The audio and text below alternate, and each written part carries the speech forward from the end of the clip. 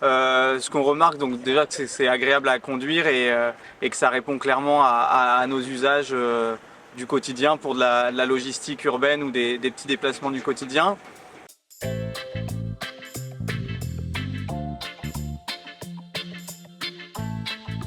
Carmen, Geoffrey, Jean-Christophe, Thomas, bonjour. Bonjour. Alors vous êtes respectivement directrice des opérations chez Avatar Mobilité, Oui. chargée de mission au sein du programme La Rochelle Territoire Zéro Carbone de la CDA de La Rochelle, Exact. vice-président en charge du développement durable à l'Université de La Rochelle et chargée de mission au sein de l'Université de La Rochelle toujours. Première question, une vraie question chez les Pandarous. Comment ça va? Top. Bah super, très bien. Super. Soleil, que des sourires. Bon, ça m'arrange parce qu'après sinon il faut rentrer dans pourquoi ça va pas. Ah ouais. Bon, vous êtes réunis aujourd'hui devant le superbe véhicule Avatar Mobilité parce que l'université vient de mener une expérimentation, l'utilisation durant une dizaine de jours de ce véhicule sur le campus et au-delà, on va en parler. Mais avant d'en parler, je voudrais qu'on revienne peut-être un petit peu sur l'essence de ce projet avec toi Carmen. C'est quoi Avatar Mobilité? Avatar Mobilité, en fait, l'idée c'est de développer un véhicule qui peut remplacer la voiture sur les trajets du quotidien, que ce soit pour une entreprise, une collectivité, l'université, voire même du particulier. Et en fait, c'est de proposer une alternative quand la voiture est aujourd'hui trop chère et trop polluante. Et donc, on a créé un petit véhicule qui remplit vraiment l'usage pour le trajet du quotidien et qui est beaucoup moins impactant et moins cher à l'usage.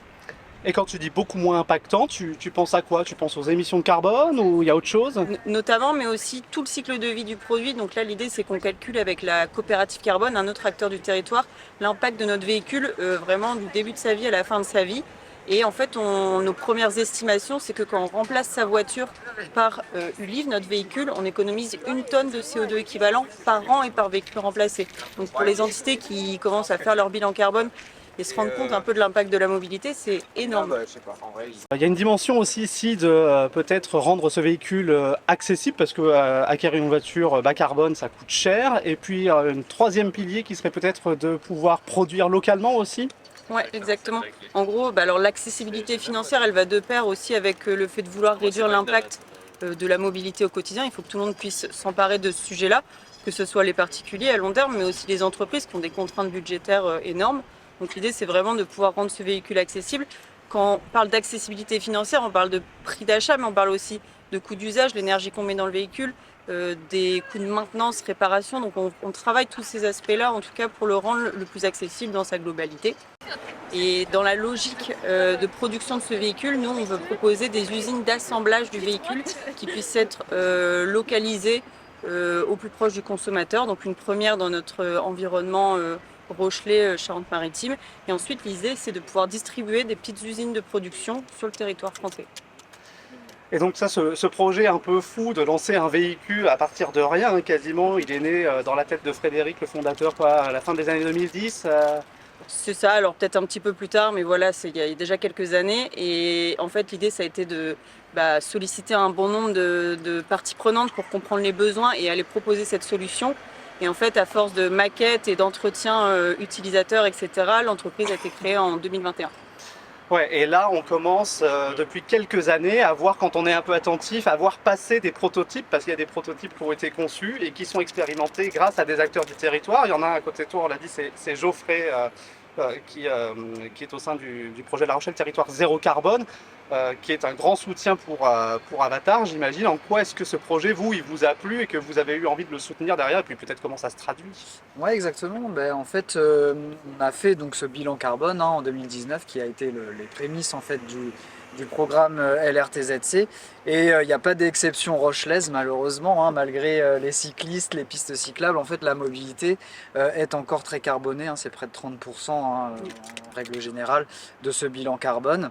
Et on voit que c'est un secteur qui est l'un des plus difficiles à décarboner. Pourquoi? On travaille vraiment sur l'efficience et ça c'est très bien.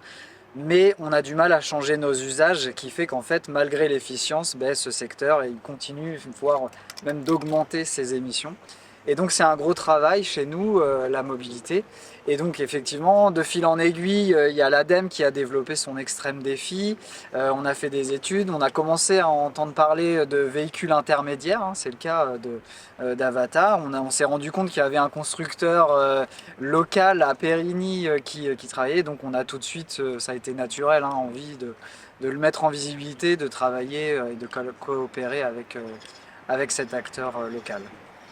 Et donc là, au point de peut-être proposer à des gens qui font partie de l'écosystème LRTZC d'expérimenter ce prototype pour peut-être engranger des retours d'expérience et puis aussi convaincre les usagers de l'écosystème que c'est le type de véhicule dont il faut se doter à l'avenir. Effectivement, ouais, on parle encore de prototype, je parlais de mise en visibilité.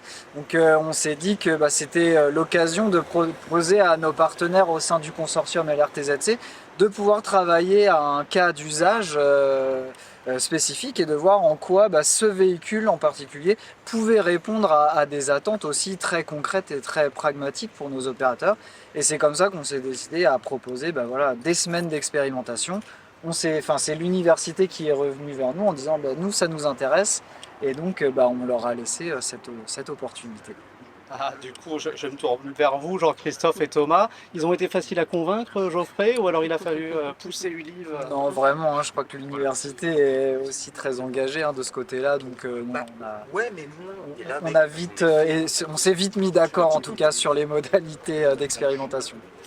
Et donc là, ça fait. Alors, depuis quand vous avez expérimenté ce véhicule et puis à quels usages, quel périmètre En fait, effectivement, nous sommes impliqués dans le consortium LRTZC depuis le début. Et sur différents axes, et là, celui qui nous concerne, c'est plus la mobilité durable, sur lequel, c'est un enjeu pour nous lorsqu'on calcule notre bilan carbone. Effectivement, la mobilité en tant que telle représente un impact important. Donc, on essaye de travailler avec des plans de mobilité pour nos étudiants, mais aussi nos personnels, qu'il est parfois difficile à mettre en place. Mais il y a aussi un volet sur lequel on a commencé à travailler, c'est pour nos personnels l'université est localisée sur plusieurs bâtiments et c'est vrai qu'on a des échanges de courriers, de matériel, etc. Donc on avait commencé avec des vélos cargo, l'expérimentation, mais l'opportunité qui nous avait été offerte effectivement était de tester une nouvelle modalité, puisque effectivement ce véhicule électrique, c'est pas du tout les mêmes efforts, on va dire, ça a un autre intérêt pour d'autres usages également. Et donc quand on a eu cette opportunité, effectivement, comme on l'a dit, on n'a pas hésité. Je pense qu'il faut faire évoluer effectivement la mobilité, surtout à travers urbaine. Et donc c'était une opportunité et donc on a accepté volontiers de faire ce test. Bon, il y a l'envie, parce qu'effectivement, quand on entend parler d'avatar mobilité, on a tous envie d'essayer. Et puis quand on voit ce prototype, on a tous envie de se mettre au volant. Mais il y a aussi la pratique. Thomas, là, ça fait quelques jours, presque une semaine, enfin un peu plus d'une semaine que vous testez le véhicule sur le campus. Oui. Retour d'expérience, comment ça s'est passé? Elle se prend facilement en main, on est à l'aise, elle fait le taf Ouais, on a eu l'occasion de la tester, donc plusieurs collègues, notamment pour l'usage du courrier dont parlait Jean-Christophe, puisque la tournée courrier chez nous chaque semaine c'est 10 tournées, donc c'est quand même un usage qui est important, donc intéressant à tester. Et puis on a aussi pu la tester sur un plus long trajet pour un déplacement à Périgny. Ce qu'on remarque, donc déjà que c'est agréable à conduire et que ça répond clairement à nos usages du quotidien pour de la logistique urbaine ou des petits déplacements du quotidien. On a évidemment soulevé, c'est un prototype, donc on a évidemment soulevé quelques éléments à améliorer et c'était le but de ce test. Mais globalement, on est plutôt convaincu par la solution et on voit très bien l'usage qu'on pourrait en avoir au quotidien. Bon, alors les questions que ça soulève, on en parle. Carmen, je peux poser la question à Thomas? Sur les petits retours qu'on a déjà pu faire, ça va être autour des suspensions. La voiture est peut-être pas assez souple, donc ça peut poser des problèmes. Il y a toujours quelques questions de sécurité que certains collègues se sont posées, le fait qu'il n'y ait pas d'airbag, et ça a interrogé. Mais sinon, au niveau puissance, elle roule très bien. On nous a dit que ça allait jusqu'à 90 km/h. On était en ville, donc on n'a pas testé à cette puissance, mais en tout cas, on peut se faire flasher avec l'avatar, tout à fait. Mais à 50 km/h, ça fonctionne très bien et ça fait le job. Ouais. Périgny, vous y êtes allé par la ville? Oui. Ok, donc pas de... Okay. Peut-être pour rebondir sur ce que dit Thomas, c'est vrai qu'on reste sur une expérimentation, on est dans le champ aussi de l'innovation, donc nous c'est ce qu'on attend aussi de cette expérimentation, c'est d'avoir ces retours. Et c'était une demande aussi d'Avatar de savoir aussi comment leur véhicule s'intègre dans l'espace local. Donc voilà, c'est très enrichissant d'avoir ça et ça va permettre, j'imagine, aux équipes voilà, C'est ça. de pousser encore le curseur. Ouais, exactement. Tous ces retours d'usage, de perception, là, comme vous dites, c'est super intéressant pour nous. De valider l'usage aussi que peut avoir le véhicule en réel remplacement d'une voiture. Il ne faut pas oublier, si on remplace une voiture, ça c'est super important pour dire oui, c'est bon, j'ai remplacé ma voiture, ça me suffit, c'est OK. Donc ça, c'est des choses qui sont très importantes et qu'on intègre dans une démarche de conception qui est encore actuelle, qui nous permet d'aller vers l'industrialisation de nos véhicules qu'on vise sur 2027 pour produire nos premières séries de véhicules. Donc c'est vraiment des retours qu'on intègre à nos conceptions. Et on va en parler. Et je me rends compte qu'en présentant Avatar, je me suis trompé en disant que vous misiez sur les changements de comportement, mais précisément pas forcément en même temps. Alors oui et non, dans le sens où effectivement, pour ceux qui ne peuvent pas changer aujourd'hui leurs usages, qui ne peuvent pas passer sur des mobilités actives, sur du transport en commun, etc., l'idée c'est de remplacer par un véhicule. Donc il n'y a pas forcément un changement d'usage très différenciant. Néanmoins, le véhicule est quand même un peu différent. Et donc il faut s'habituer à retrouver un véhicule plus sobre, plus low-tech, avec moins d'options. Et donc effectivement, au début, il faut s'habituer, surtout là en prototype, donc il y a quand même quelques petites vibrations, etc. Et donc c'est aussi nous ce qu'on va rechercher dans les acteurs qui sont un peu moteurs et qui vont être les premiers à tester, c'est d'avoir ça en tête, en fait, de comprendre les petits aléas d'un prototype et d'essayer de voir plus loin dans l'usage pour avoir ce retour. Et puis, monsieur parlait tout à l'heure d'une expérimentation avec des vélos cargo. L'idée, moi, je fais souvent le parallèle aussi avec l'énergie, c'est-à-dire qu'on parle de mix énergétique, là, il va falloir parler de mix de mobilité. On parle aussi d'intermodalité. Donc, l'idée, c'est pas forcément de venir en substitution de ce vélo cargo, mais d'avoir un panel de solutions qui soit adapté justement à un cas d'usage. Voilà, en fait, l'alternative, c'est vraiment au véhicule thermique. Après, effectivement, ces alternatives, il y a pas que l'U-Live ou l'Avatar, il y a tout un panel de solutions, effectivement, pour décarboner les mobilités. Et puis on parle de sobriété dans ce qu'on essaie de mettre en place à l'université. Et effectivement, là, ça répond complètement. Je crois que c'est à peu près 300 kilos, si je ne me trompe pas, le véhicule. La navette courrier, actuellement, elle doit faire 1 tonne 5.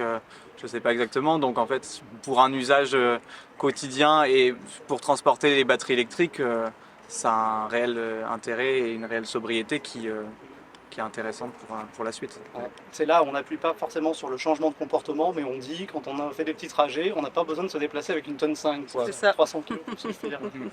Ouais, les moyennes, c'est, je crois, aujourd'hui 1 tonne 2 pour déplacer 1,2 personnes. Enfin, 1,2 personnes. Donc, c'est vrai qu'il y a parfois un non-sens à ça, et donc c'est aussi ça qui a amené l'ADEME à travailler l'extrême défi et nous-mêmes à aller chercher aussi Avatar.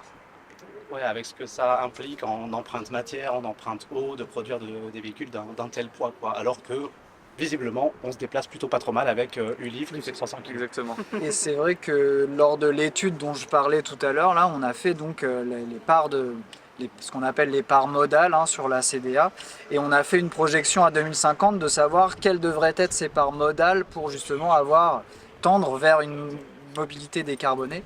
Et on voit que les chiffres sont assez éloquents, puisqu'il faudrait en fait diviser par 2 quand même notre usage du véhicule thermique et multiplier par 3 nos déplacements à vélo et en transport en commun, les deux. Donc ouais, ça fait certains calculs, mais on voit l'effort qui reste quand même à accomplir justement pour atteindre cet objectif.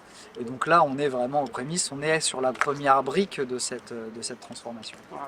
J'avais prévu la dernière question pour Carmen, mais finalement je vais t'en poser une avant. Allez. On a dit efficacité pour réduire l'empreinte écologique, on va dire au global. Est-ce que du coup, dans cette idée de multimodalité, d'intermodalité, on pourrait voir débarquer les Uliv dans les flottes de véhicules Yellow en partage? Comme ça, on fait d'une pierre deux coups. Efficacité et changement dans l'usage. Ouais, tout à fait. Nous, comme je le disais, on est sur un mix de solutions. L'idée là, c'est de vraiment aller tester des cas d'usage. Je sais, et je parle sous le contrôle de Carmen, qu'il y a eu un test justement sur cet autopartage auprès de la SNCF en région de Bretagne. Donc là, on avait envie de relocaliser aussi cette expérimentation. Mais voilà, rien n'est impossible, je crois. Et donc, nous, on est à la recherche de partenaires qui seraient prêts à être entre guillemets les cobayes Donc ce n'est pas impossible. Bon, appel aux partenaires et puis appel peut-être plus largement à d'autres partenaires pour Avatar, à des particuliers, à des entreprises. Là, je crois que vous avez une activité où vous êtes en train d'essayer de lever des fonds pour justement commercialiser les premiers véhicules aux particuliers, aux entreprises. C'est ça. Raconte-nous. L'idée, en fait, c'est de se dire, comme on disait tout à l'heure, d'aller vers un véhicule industrialisé, donc produit en série. Pour ça, on a une fin de développement qui a financé et on ouvre en tout cas une partie de notre capital aux particuliers, aux entreprises qui veulent nous rejoindre. Et donc, il y a une levée de fonds en cours avec un de nos partenaires qui s'appelle Kinest et on peut mettre à partir de 500 €, prendre des parts de l'entreprise et nous rejoindre, nous aider dans ce projet de mobilité durable. Et donc, ça veut dire qu'on prend des parts et qu'on a quoi? Un retour sur investissement C'est ça, qui est futur dans quelques années, en fait, sous Quand X tout le monde événements. roulera en Quand tout le monde roulera, quand il y aura des Voilà. nouveaux investisseurs, enfin, c'est ça. On pourra devenir milliardaire avec Avatar Et sans voilà. commencer à La Rochelle. Exactement. Ah, super. Donc ça, c'est une première manière milliardaire décarboné. décarbonée, évidemment. En tout cas, carbone C'est un premier, minimum. ouais, c'est Et- un premier moyen de nous soutenir, effectivement. Un autre moyen, c'est aussi d'exprimer son intérêt pour le véhicule. Et donc, nous, on a des intentions d'achat, des précommandes sur nos véhicules qui sont possibles. On a une liste d'attente, donc plus on précommande tôt, plus on est livré tôt de son véhicule. Là, on est fin avril 2026. Si on précommande maintenant, on l'a quand? Alors, a priori, sur l'année 2027. D'accord. Bon, Déjà plutôt vers milieu fin d'année parce qu'on a déjà plusieurs dizaines de véhicules qui sont déjà précommandés avec acompte et donc ça sera les premières personnes livrées. Après on a un pool d'intention d'achat de plusieurs centaines de véhicules et là avec des entreprises etc. qui vont s'engager sur des plus grandes flottes de véhicules on va dire. Et alors, du coup, je reviens sur la zone de production. Ce sera à La Rochelle la première Ouais, pour commencer ça sera à La Rochelle, Périgny ou les alentours. Bon, super. J'ai déjà entendu parler d'une boulangerie permacole qui veut se doter d'un avatar d'une Ulive pour ses tournées. Franchement, c'est pas le rêve. Alors, est-ce qu'on n'est pas content d'être sur le territoire rochelais, La Rochelle Exactement. territoire. Avant la dernière question traditionnelle des Pandarous, est-ce qu'il y a un message chacun que vous voudriez faire passer? Ou pas, c'est pas contractuel. Non, on est content d'avoir pu tester le véhicule pendant la semaine et demie et on a hâte de voir la suite. Ah oui, je pense que le véhicule en tant que tel, le concept présente un intérêt effectivement. Donc on n'a pas encore souscrit, on ne s'est pas encore manifesté, mais voilà, pour l'établissement, je pense que ça serait très avantageux. Voilà. Une solution pour Une votre solution, flotte. ouais. Ouais. Moi, c'est remercier Avatar évidemment, mais aussi l'université parce que ça a été hyper réactif, je trouve, de ce côté-là. On n'a pas toujours l'habitude d'un tel taux de réactivité et c'était fluide et simple, donc voilà. On était motivés. Exactement, donc à refaire. Ouais, c'est ça qui contribue aussi au succès de Exactement. l'entreprise territoriale, quoi. Ouais. Ouais, nous on est très heureux de pouvoir tester, expérimenter sur notre territoire. On est très heureux du soutien en tout cas de LRTZC et de leurs partenaires de l'écosystème. On va faire d'autres essais aussi, il y a plusieurs autres semaines qui sont prévues avec des acteurs du tourisme, de l'événementiel, éco-événementiel, des zones portuaires, etc. Donc on a hâte aussi de voir la suite des expérimentations. Bon, et si on veut la tester en tant que particulier, il y a des moyens de le faire? Oui, exactement. On est toujours ouvert en tout cas à recevoir nous du public, des entreprises pour faire tester le véhicule. On vous contacte, il y a le site internet. C'est ça, exactement. La dernière question traditionnelle, un peu décalée, mais c'est fait exprès. Qu'est-ce qui vous rend heureux, vous, dans la vie? Moi, c'est En 30 secondes. En parce que là, 30 secondes, moi c'est le soleil. on est à La Rochelle. Yes. Non, si on reste sur le projet Avatar, c'est voilà, le fait de voir que des solutions concrètes se mettent en place. C'est pas toujours évident quand on travaille dans ce domaine-là de voir des choses concrètes arriver et se mettre en place. Donc c'est toujours réjouissant quand ça arrive. Ouais, c'est vrai, dans la même ordre d'idée, c'est vrai que souvent le frein, c'est de dire il n'y a pas d'autres solutions alternatives. Et là, effectivement, c'est une occasion de voir qu'il y a des solutions alternatives qui émergent. Et là, ce qui me rendrait heureux, c'est pareil, en plus du soleil, c'est aussi de voir cette évolution. Là, il y a peut-être 2 ans, on réfléchissait à un prototype dans un garage, etc. Là, ça y est, c'est en test et demain, qui sait, on en verra garé là. Donc voilà, ça rendrait franchement heureux. Vivement demain. Vivement demain, ouais. Vraiment. Merci. Merci. Merci Thibaut.